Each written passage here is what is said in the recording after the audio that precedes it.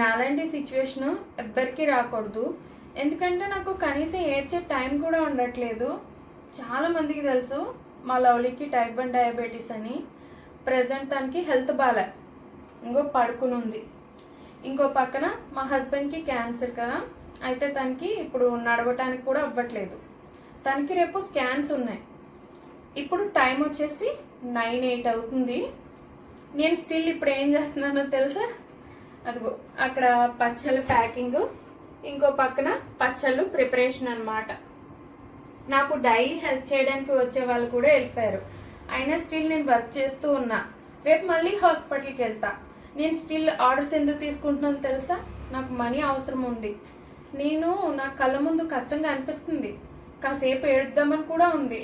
కానీ ఏడుస్తూ కూర్చుంటే వీళ్ళిద్దరిని ఎవరు చూసుకుంటారు? అందుకే వెళ్తుంది అలా. చూడాలి నన్ను ఎక్కడి దాకా తీసుకెళ్దామని చూస్తుందో ఈ లైఫ్ జర్నీ అనేది. చూడాలి. వదిలే, ఏడకో, ఆపే ఇంకా.